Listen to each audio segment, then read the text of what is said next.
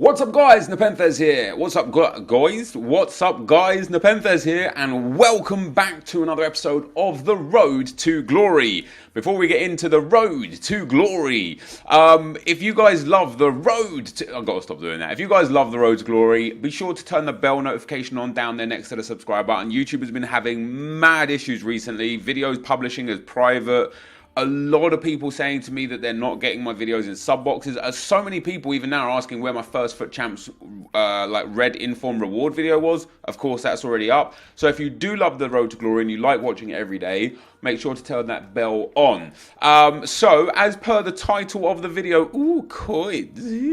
as per the title of the video, Prime Icon SBCs are out, and of course, with Prime Icon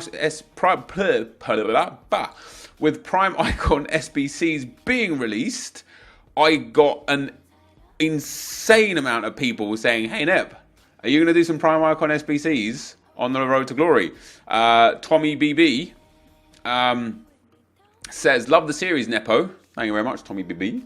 Been watching since FIFA 15 and always come back and watch the series every year. Quick question about your opinions on the new Icon SBCs and value for money or not. Love the series, Nep. Generally speaking, they are absolutely, catastrophically terrible value for money. Now, we've got a little bit to talk about with terms of SBCs here, but according to FUTBIN, the Prime Icon SBC is 833,000 on PlayStation and 800,000 on Xbox. Now, of course, you do get some reward packs back. And, of course, you might have prepared for this and have done it for cheaper. You might be able to snipe the players and do it for cheaper. But you're generally looking for about 800,000 coins plus cash back. Now, even if you made 200,000 coins back out of your packs, you are left with an untradeable icon, albeit a prime icon. The prime icons that are available are Yashin. So Yashin's 94. And Yashin's 94 is about 748,000 coins. So it will cost you more to complete the prime icon Yashin, who you will then get as an untradeable, where of course if you buy Yashin, sure you don't get a 100k pack, a 50k pack, or a mega pack and such, but you can sell him when you're done, which is a beautiful thing. Fernando Hierro, who I think would be amazing on the Road to Glory, you can buy for about 700,000 coins, 720 or so. So once again, about 100,000 coins cheaper than the actual SBC itself. Gattuso, who is another one that would be amazing on the Road to Glory, you can purchase for under 700,000 coins, 670 or so. And again, that is 130 to 150,000 coins cheaper than the SBC. Of course, you could get lucky in your SBC packs. You probably won't, but you could. So he's cheaper than the SBC. Mark Overmars is another one of the prime icons in this set, and he's under 700,000 coins, so he's cheaper than the SBC. And then JJ Okocha is the final prime icon in this set, and he again is about 750,000 coins. So every single prime icon on offer is cheaper than the value of the SBC that gives you an untradeable prime icon. So in terms of me completing them, categorically not, because of this one here. You need to exchange one icon player. Humble Beginnings, easy. We'll do that through Bronze Pack method. Rising Talent, no problem at all. That's going to be dirt cheap. In fact, if we go back to FUTBIN and have a look at them, Humble Beginnings is 4k, Rising Talent is 8k, World Class is quite expensive, it's 45k, and it gives you a 50k pack. I'm tempted to do this one because obviously only buying the 3 informs is what is going to be the value here. So I could essentially get a 50k pack for 30,000 coins because I could just snipe 3 informs. Or I could use I obviously have Tonelli already. So if we go to my special untradables, now forget the tradables. I don't want to use tradables in this instance. But yeah, we already have Tonelli and DeMarcos untradable as well. So obviously now that I have Juanfran, I'm not going to use DeMarcos. I actually have him on the bench because I use him from time to time. But generally speaking, I don't think I have any more there. We already have 2 informs, right? So I could quite comfortably put one more inform that I picked up for next to nothing into this team, get the rare 8 players in, get the 70 chemistry and get a 50k pack for it. In fact, I'm pretty certain I'm going to do that when the Screamer promo comes out, because why not? Why not? We're going to get these, these are 2 informs. Like DeMarcos is good, In fact, I'd love to see what his price is. His price might even be a little bit... Isn't it funny? Because a couple days ago, I was like, I don't need Juan Fran because I've got DeMarcos. And now I'm like, I don't need DeMarcos because he's useless. Now, he's only worth 20k. And I already have a better right back than him. And then Tonelli... Obviously, I can't sell these guys anyway. I'm more looking to make sure I'm not throwing away. Yeah, he's like 13k. So, this is cheap. You know what I mean? This is cheap. I even think that even if I didn't use the untradables and went and got some tradables, I could just do it for 33,000 coins or so and just snipe them and then use untradable gold. So I could do the rare players pack. I could do the rising talent. I could do the humble beginnings. Over the course of time, I could very comfortably do the 84, 85, and 86 rated with all the untradeable rewards we're going to get. The stumbling block for me is this, the icon requirement, because right now, the cheapest icon, in fact, let's go to the market and have a look. I was going to do a live game here today. I don't think we're going to have time because I am going to talk about this a little bit more deeply. The cheapest icon on the market right now is, let's go to the leagues. When I bought the icon, it was like 500,000 coins. So the rest of it I could complete quite comfortably. Okay, so we're under 500k. Not by much by looks of things. 450? Nothing. So you're looking at about 470, 460 to 470, maybe 450 to 460 for an icon for the SBC. And that just is just not worth it. It's literally just not worth it. If they removed the icon requirement and put something else in there instead that wasn't so harsh in value, I would do it without thinking. And because it's repeatable, I would do it twice and I would get Gattuso and I would get Hierro and my team would be amazing. The problem with the Icon SBC is it is only there for 30 days. So once that 30 days is up, I assume, and maybe even next Monday we'll get a new Prime Icon set that's there for 30 days, and then the next Monday we'll get a new Prime Icon set, and there'll be a constant revolving amount of Prime Icon sets. Because if they do Prime Icon set 2 in 30 days, we're not going to get through all the icons by the end of the year. So they're going to have to do it more often than once per month. I don't know if once per fortnight is enough. Potentially they could do it once per week. But because it's only there for 30 days and because it requires an icon, it's just not valuable even for me. Even for a first owner road to glory. I mean, I couldn't even afford to do it right now unless I sold my Varane. Then I could afford to do it. But selling my Varane to get a Hierro is a little bit backwards in my opinion because Varane is fantastic and tradable for me. So in that sense, do you know what? Let's do the Prime Icon. Let's do the 50k pack. Let's do some of this. Let's just do the 50k pack here. So yeah, I mean ultimately, it's just not value for money. I think no, I don't want to do the 50k pack now. I want to save it for Screamer promo. It's going to be much better for me. But yeah, generally speaking, it's not value for money because, as I say, if it was there for the whole of the year, I could get the 86 rated done for free with my rewards, and the 85 and the 84 and the other ones. And then I would consider buying an icon when the price settled down to like 300, maybe 350, maybe I could snipe one 250. I'll be like, okay, so paying that and then time with untradable rewards, brilliant, no problem at all. Really happy to work towards that because then I could work towards any icon that I wanted within reason. You know, if in 2 weeks they release one and it's got a lot of the beasts in and it's something that requires 2 icons, maybe I'd have to reconsider unless it was there again for the whole year. In which case I wouldn't have to reconsider because I could do it then as well. But yeah, in terms of the actual Prime Icon SBC, I don't think, if you're a pay-to-win kind of guy, if you put FIFA points on your account, it's 100% not worth it because it is just better to go and buy the icons and then sell them when you're done. If you are on a regular road to glory, it is 100% not worth it because it is just better to go and buy the icons and sell them when you're done. And third and finally, if you're doing like what I am and a whole bunch of you guys are doing, a first owner road to glory, there can be an argument to be made to say this is worth it. Especially if you've packed an untradeable, terrible icon and you can switch them out for a 100k pack and then work towards a better icon, fine. However, if you're in a scenario where you have to go and buy the icon, terrible. If they did a baby icon SBC, yeah, great. We'd grind for that. We'd get the icon. We'd put the icon into the Prime Icon set 1. We'd choose which icon we wanted. I would grind for that, especially if it was there for more than just 30 days. But what this screams to me, especially with the Juanfran SBC and especially with the Eden Hazard Player of the Month SBC, and with likely versions of the Bundesliga and the La Liga Player of the Month SBCs coming and Screamer promo due to come. So many SBCs, the player prices of just your general players, like your PKs and such, have boomed through the roof. PK is extinct at 35 to 40,000 coins, and just a few weeks ago, 4 days ago, he was 20,000 coins. So he's doubled in price and gone extinct. All of the big players, all of the not all of the 85s, but most of the 85s have risen dramatically in value.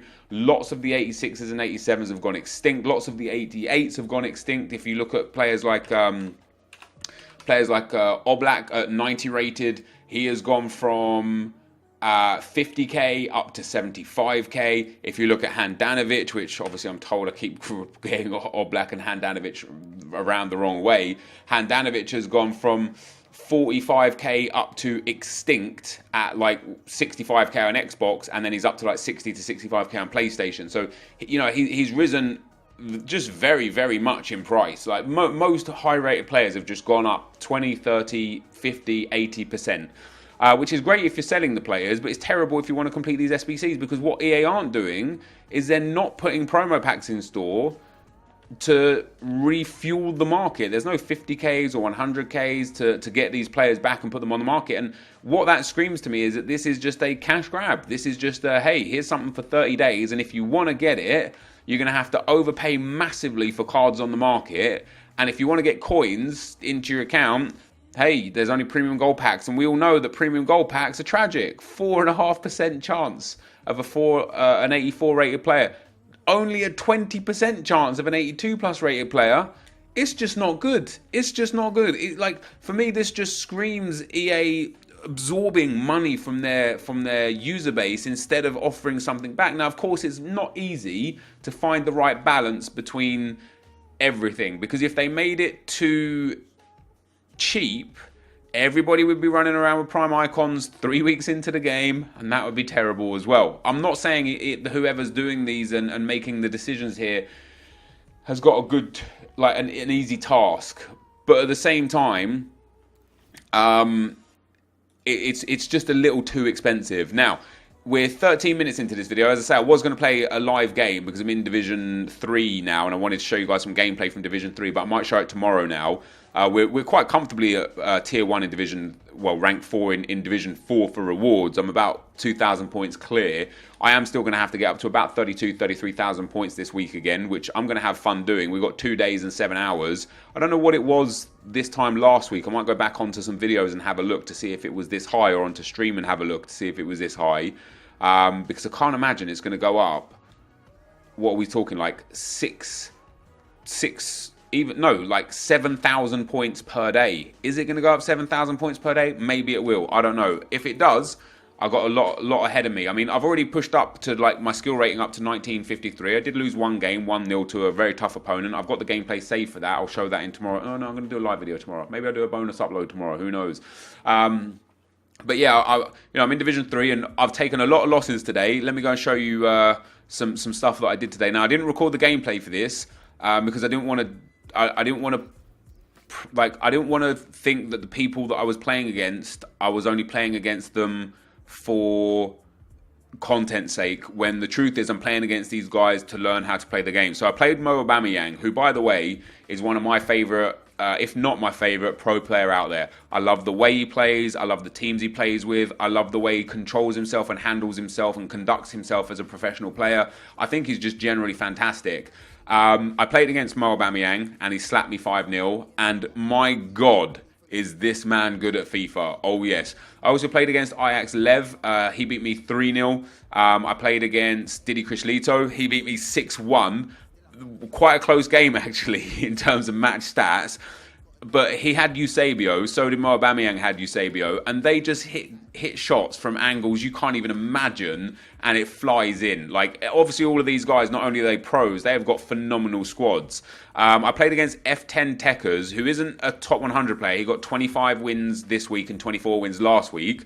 I lost 2-1 to him, excuse me. in a very, very close competitive game, but he also has a Road to Glory squad. So his squad was on a par in many regards to mine. The fact that he gets 24, 25 wins really makes me feel like if I can just improve, I'm not going to go into it deeply again, but if I can just improve a few certain areas of my squad, that 24, 25 wins per week might not be off the cards for me. I played Ideals FIFA. He beat me 4-2. So I played 1, 2, 3, 4, 5 pros today. Took 5 losses, but learnt a lot from the game. Learnt a few things here and there that I'm hopefully going to implement into my gameplay that is going to have me push my way up to Division 2 throughout this week. That's the plan. That is obviously the plan. Now, I have got some more comments that I picked that I do want to read out, and so we're going to get into them. The first one is from Bailey C. He says, Nep, you could get Mahrez on full chem if you play. And then he explained to me how to play it. I'm not going to explain to you guys how to do it. I'm just going to show you. First of all, Bailey, thank you for your suggestion. You were absolutely right.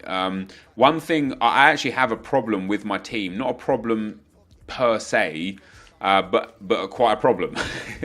I'll explain. Hold on. Let me go into the squad. So my squad right now, I switched into the 4-3-3, just like Bailey C had suggest, and we got Mahrez now onto 10 chem. Obviously, Lucas is still on 7 chem, but he was on 7 chem anyway. Both Lucas and Mahrez were. So everybody is now on 10 chem, with the exception of Lucas on 7 chem. So we've got a bonus. Now, the beautiful thing about this squad is I've been testing out the 4-1-3-2 after Lubo suggested to me to test out the 4-1-3-2. The problem is I can't now play 4-2-3-1 with this setup. And that is my favourite and go-to formation because I don't have 2 CDMs. So what I've resorted to is playing Kevin De Bruyne in that defensive midfield position because he's got some... Obviously, his tackling and marking and interceptions aren't great, and that might cost me to lose some games. So although the 4-1-3-2 is good and I can switch into the 4-1-2-1-2 with this team as well, or into the 4-3-1-2 or whatever, I can only have 1 CDM with this formation unless I sub on Nzonzi to change formation, essentially, or sub on DeMarcos in that CDM role. Wouldn't be a bad CDM. I think he's nice and tall, 6 foot. Or sub on Florenzi in that CDM role. I could basically sub on any of these 4 at the front here for that CDM position, but then that would require me taking off Lucas, which isn't a problem because of Lucas's stamina issues. But if I'm like at half time and I want to change, I have to make subs too early. So although I spent some coins, or I spent some of my position modifiers switching De Bruyne up to a centre forward, switching Lucas down to a right mid so that we can get the chemistry right, it kind of like pigeonholes me into playing the 4-1-3-2 initially. But then if I want to go defensive, I have to switch into the 4-1-2-1-2 narrow and play defensive like that. And I don't really want to do that. So yeah, but you were right, Bailey. That is a good way to get more chem on my team. As I say, the issue I've got right here, right now, is that I can't use the 4-2-3-1 with that setup. But hey, that's neither here nor there. The next comment, sorry for hitting the mic there. The next comment from Mohammed Hussein says, things certain in life, death, taxes, and Nep saying exactly why he's not doing an SBC and doing it 2 or 3 days later. And I do want to address that. But before I do, there was another comment that kind of ties in with what we're going to talk about here. And that was from Roaring Spork. And Roaring Spork says, hey Nep, I got some pretty upsetting news last night. I'd just like to thank you for giving me an outlet to deal with my poor emotions. I love your content and how you present your content in a mature manner. Best wishes to anyone that comes across this comment. And Roaring Spork, I can only hope that time heals the wounds that you're feeling right now, man. And I only hope for the best for you in general. But the reason why those tie in is because when I look at certain things, like when I looked at the Gelson Martins SBC, I was like, this just isn't value for money. It just isn't worth it. It's just not worth my time, my energy, my money, or anything like that. And then I changed my mind on Gelson Martins because, like, on the one hand, obviously, he cost us very little in terms of cash versus packs, right? Because we've got the value of the packs for Gelson Martins and then the one to watch card, who I don't know what value he would have in the game. Obviously, he's not on the market. But when a ones to watch SBC comes out, we can rinse him, and then we don't have to go and buy a ones to watch to rinse to get a first owner ones to watch, if you get my drift. So we've got him, and then on the off chance that he starts playing and actually gets game time and gets an upgrade, he is 2 upgrades away from being amazing, but should he get 2 upgrades, he will be amazing. In terms of Juanfran, a few people were actually angry that I did Juanfran after saying I'm not doing him, which I find bizarre because he is a good card. In terms of Juanfran, you know, after reading lots of comments and talking it through with the people on stream, it made sense to do it in that regard. I still don't think it was value for money in a regard, but the reason why I did these SBCs is for people like Spork. Like, this series is about having fun with the content that EA produce. And if I keep saving and keep saving and keep saving for the right SBC, what if it doesn't come? What if the right one doesn't come? What if this is the one that I was waiting for and then I didn't go out there and do it? And I want to make sure that I've got a great team. And what we did in FIFA 17, you know, I'm always wary about the problems from the FIFA 17 Road to Glory, because what we had an issue with the FIFA 17 Road to Glory is it became so heavily like burdened around the SBCs. My team for a long time was just me forcing all the player of the months in and all the Futmas SBCs in and all the SBCs in general, just forcing them into the team and not actually enjoying the game. I've been so wary about that since then that I'm almost fighting for reasons not to do the SBC so that I'm not stuck with a player. Obviously, I don't want to get stuck with the players. I want to make sure that they're fun and usable and interchangeable. Obviously, something to consider for this year is that this is a pack-only Road to Glory, the first owner Road to Glory, and so getting these SBCs is going to be paramount because I can't buy another player. You know, I can't go and buy a Kyle Walker and get rid of Nacho out of my team and put somebody else that will fit there in that position and go for a Premier League, La Liga hybrid, because I don't have that opportunity. So the reason why I changed my opinion is because I want to bring you guys the most engaging, entertaining content, and I think that by me saying no, no, no all the time, it's not going to allow that. So yeah, I do change my mind quite a lot. I even changed my mind on the things that I'm going to do before I even tell you about doing them. Like when Juanfran first came out, I was like, I'm 100% going to do that. He works so perfectly. I can't wait to do this for a video. And then like a few hours later, I was looking at his price kept going up and up and up. And eventually I was like, I'm not doing that. That's such a waste of coins. I've got DeMarcos. He's nearly as good. And it just caused me great issues in my own mind before I settled on something and told you guys about it. So yeah, apologies on that. Now I've got 2 more comments. We're already quite deep into this video, so I do want to hurry up here. Mike ZT says, I understand breaking up your games into 3 sections of 10 over 3 days. However, if you're 10-0 or 9-1 on Friday playing really good FIFA, would consider playing more games until you lose. Could maybe see your record improve by a couple of wins. Much love from California. Yeah, I appreciate you saying that, man. And yeah, I mean, obviously this week I bottled hard. I went from 18-3 to 21-9, like a true collapse, you know, an absolute collapse. I do still stand by the fact, however, that... Can you not see your last weekend league anymore? I do stand by the fact, however, that... Oh, there it is. That I actually played fantastic this week. I played much better this week than I did last week. And I did genuinely get unlucky with matchmaking in the final 10 games. I came up against 4 absolute super players and then a couple of very good players, and then a couple of average players that I could potentially have beaten on another day. The reason why I started playing pros and stuff today, and I've been talking to a lot of people and asking a lot of people about how they play their games, when they play their games, how they deal with loss streaks and stuff. And people seem to want to get as many games done as early as possible and then the rest of them as late as possible and miss out the middle, because in the middle, you know, if I'm say 18-3, my form is plus 15.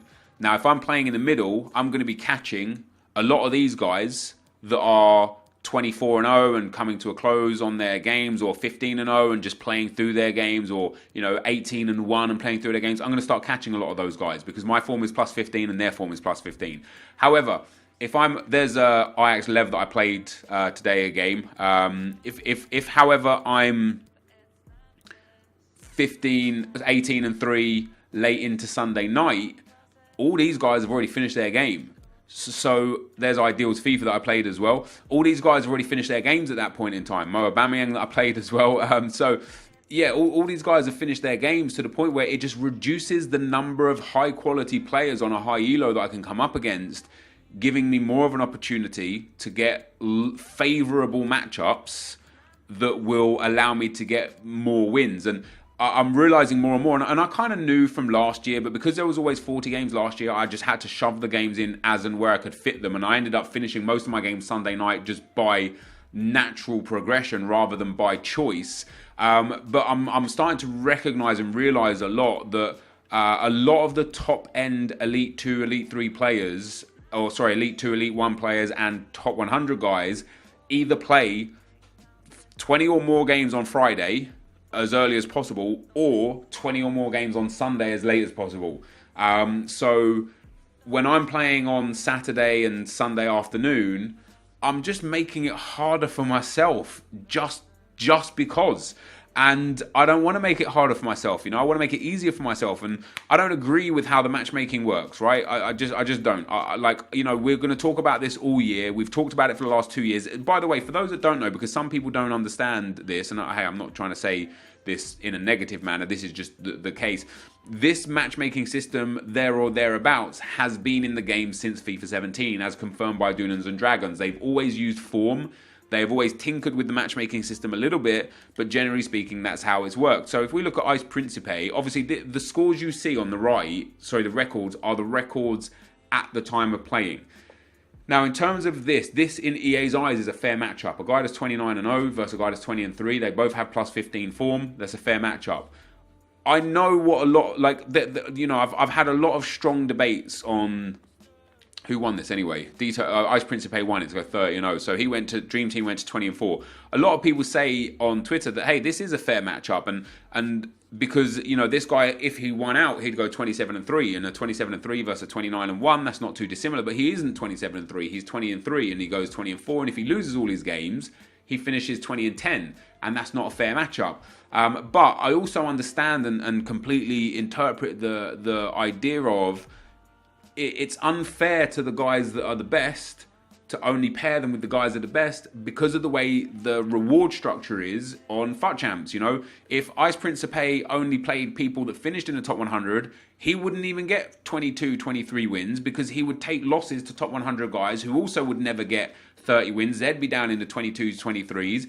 And ultimately what you'd have is the top finishers would be just still probably the pro players, but it wouldn't be on 30 wins. So I do understand that EA are in a dilemma, but they've caused their own dilemma. What they've caused an issue with here, I mean, this is just a super unfair matchup, man. 22-0 versus 17-9. The problem is he is +9 on the right, and Ice Principe is +15. And we know that they will bend the scope of matchmaking to around 5 outside of your zone. So if you go 5 outside of your zone, now I don't know exactly how it works, but I can assume that only 7, 8, 9, FUT 10, because he is +8, he could go as high as +13 or as low as +3 in his matchmaking zone.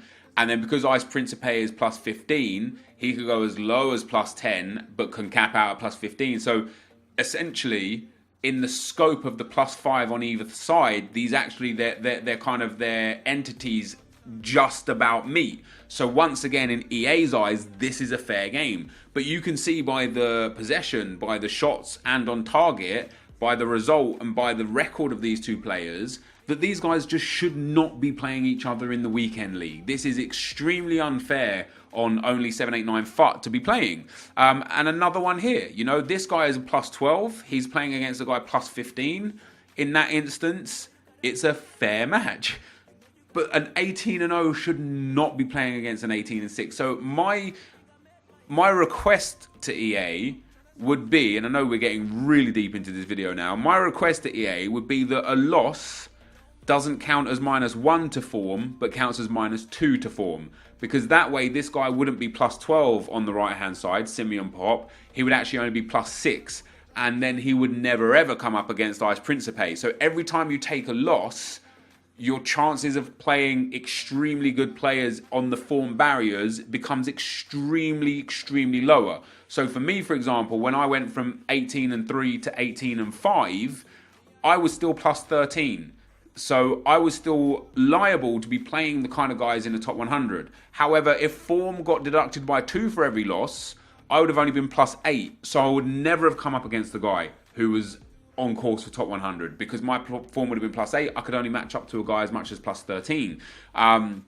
So I think if they just boost losses to being -2 instead of -1, I think that resolves many of the matchmaking issues. Let's go and find another. I mean, look at this: 17-0 versus 21-8. Now, again, Striefenjung was +13 here in terms of form, and Ice Principe was +15. So in EA's eyes, this is a fair match. And to some degree, this guy finished gold 1, so this isn't a fair match. This is number 1 in the world compared to a guy that finished gold 1. And again, if his loss is counted for 2, his form would have only been +5. He would have never matched Ice Principe here, never. So I personally think that would just create a much fairer scenario in the matchmaking. Like from a point, but from another point, it also has its issues, and I'm sure some people will point this out before they hear this part of the video, because there are also some concerns that, let's say like last weekend I was 6-4. Now if every loss counts as -2, my form is -2, I'm going to be playing against guys that are just terrible, and they in that sense don't deserve to match up against me. So there is no right answer. What I think should happen is that maybe the form should be -1 for losses before a certain amount of games. Maybe your first 10 games they count as -1, and then everything after that they count as -2. That way it will stop people. When I'm 6-4, I'm +2, so I still play relatively decent players. Yet if I was 10-8, I'm -4. I'm not playing against good players, and I shouldn't be at 10-8. Because you are the definition of a pretty much average player at 10-8. So it's not perfect in terms of the matchmaking in general. But the absolute problem, is the fact that it is based on rewards out of wins with a game threshold. And so for me, I've finished 21 wins both weekends in a row. If I had favourable matchups in my last 10 yesterday, I might have got 25 or 26. But because I had, and of course I take responsibility in many of those games for losing because of bad game management, because of bad choices, because of bad plays, and just because of getting outplayed. But if I ended up ranking up instead of against the high guys, if I ended up getting lucky with matchmaking and ranked up against guys way below my level, I would have finished on 23, 24, 25 wins.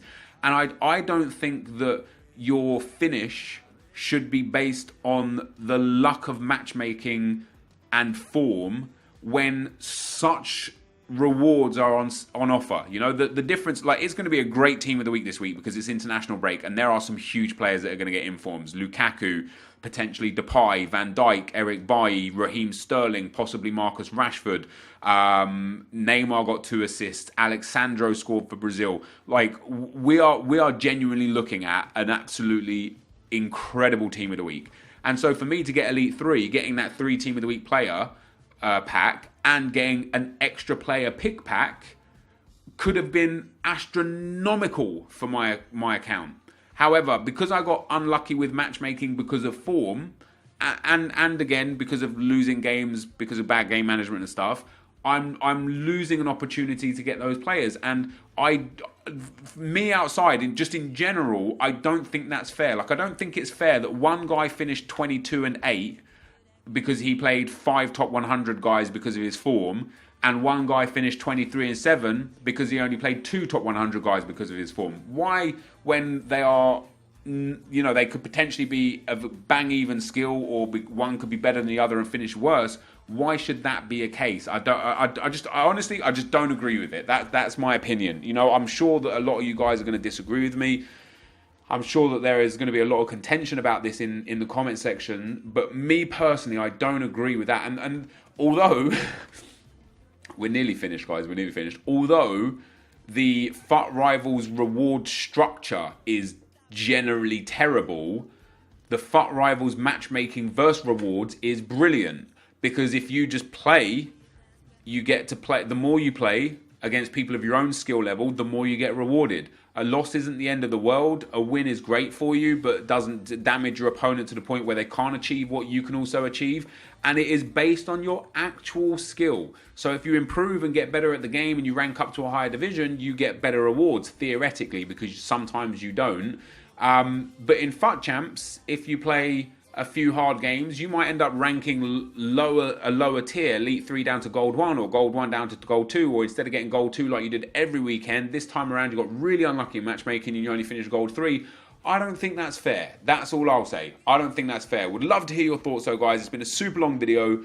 I really appreciate your guys' support on the channel. I think you're absolutely amazing. The support you guys have been showing me on both channels has been overwhelming since the start of FIFA 19. I really hope to bring you guys the best content. And in terms of the account, we're nearly at 400,000 coins. Of course, Bronze Pack Method is just paying out massive dividends right now because of so many different things. I've got about 200,000 to 300,000 coins in investments that I could sell at any time to get those coins back. And then probably, not including like my Varane and such, I've probably got about another 100 to 200,000 coins in sellable cards. I'm contemplating selling Nzonzi because he's 20,000 coins right now.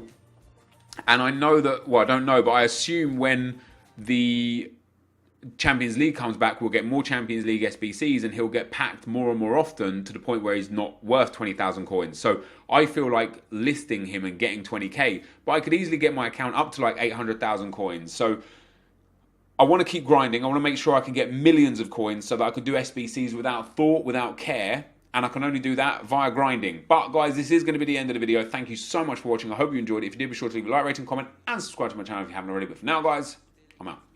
Peace.